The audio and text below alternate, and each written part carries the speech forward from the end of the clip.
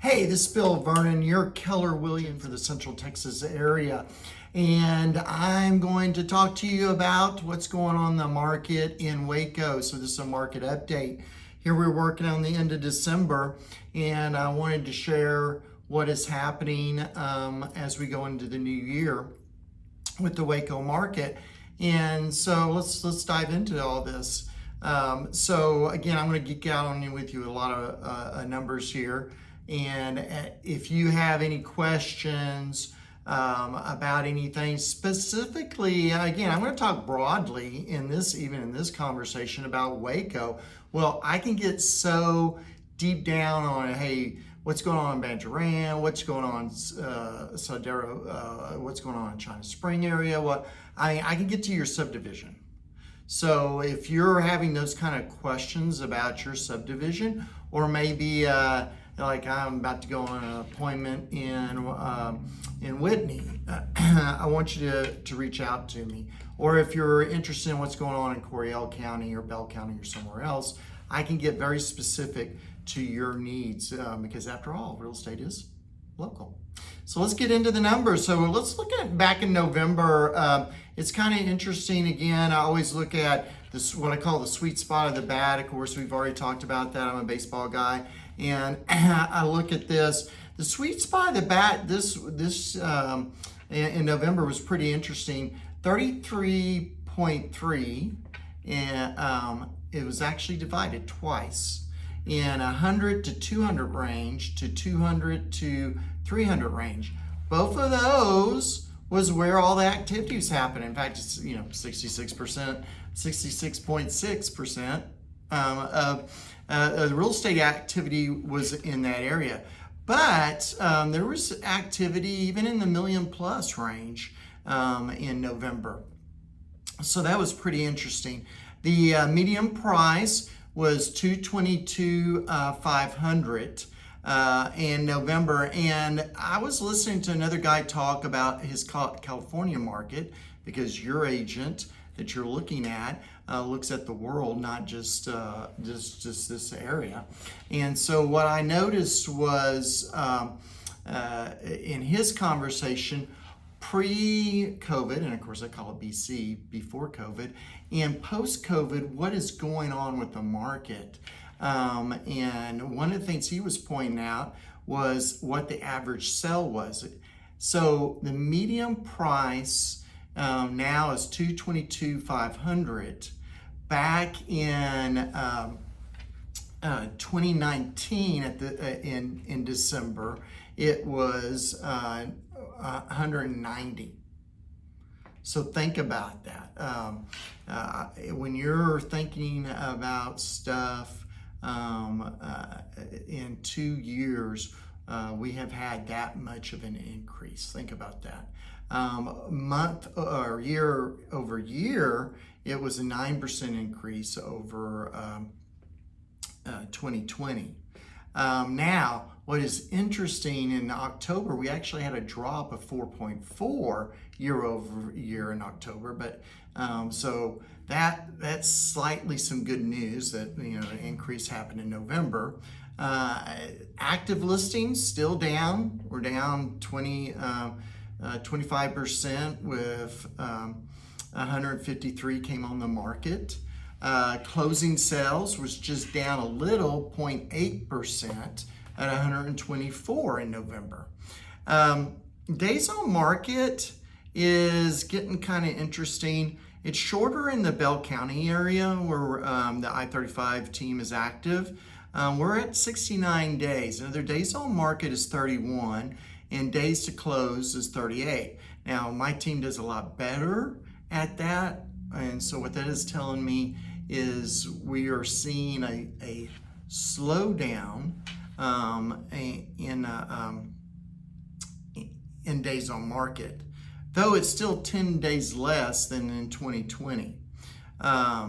In October, it was 62. That's why you're asking, well, Bill, why is it a slowdown? It's actually better than it was in 20. Yeah, but in October, your average was 62 days. So we're seeing a lengthening there. Another thing, we've talked about the absorption rates, months of inventory is at 1.1. Back in October, it was 0.00, and it's still better than the previous year, which is 0.15. What also I'm seeing that you need to be aware of is expired listings that did not sell. Now, I'm going to tell you straight up right now, the only reason your property doesn't sell is it's priced wrong. That's your problem. And we're looking at 9 expired listings in the last 7 days. Okay, in December, in last week, we've seen a decrease or increase in expired listings. Back in the day, you're lucky to see 1 expired listing. Again, that tells me that we're starting to see the market is plateaued, and there's going to start being these pressures on price. But I want you to keep your focus on this. Again, 2 years ago versus now, your price is still crazy. Even if it was to drop, I don't know, 10%, you're still making crazy money than you would have made 2 years ago. So I want you to kind of balance that.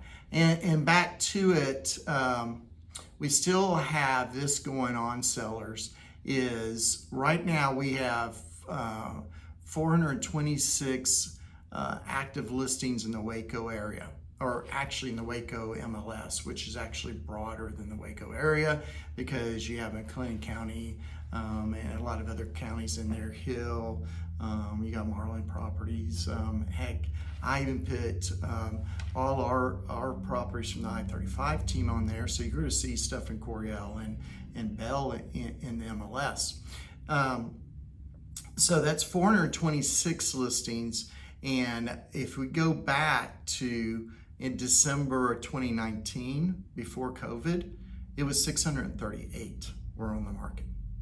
So the market's still good, and we're still seeing pressure on the prices a little bit above. Does that make sense? And so what I would encourage you to do is really think about how you're pricing your property, and get in front of the right agent that can tell you how to do that properly. Predictions for 2022. This guy's pretty smart about not making predictions. I mean, there's craziness still going on. I mean, a board foot of lumber is now at crazy prices again. And so we're not going to see a bunch of houses being thrown up.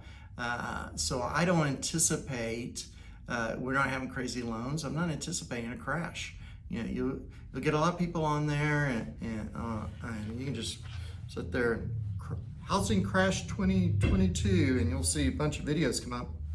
I'll tell you right now, we're not seeing a crash. We might see a correction, especially as interest rates are going to go up, as they're promising this. So I do expect to see sellers to be putting more houses on the market, which is good for buyers, because now you're going to have houses to actually buy. And sellers, you're kind of like, I'm not going to get, so I might not put it on. No, you're still getting great prices. Again, the whole point of this video, and wind it back to the beginning, is, hey, 2 years ago versus today is totally different, and still very good for sellers as well. So once you give us a call if you have any more questions. Hey, if it's just, Bill, can you send me a quarterly or monthly update of my subdivision? Email me. Bill at i35group.com is my email address, and reach out to me, and I'll be happy to send you information that's specific to your subdivision. Otherwise, we will see you again with another market update of the Waco area. Talk to you later. Bye now.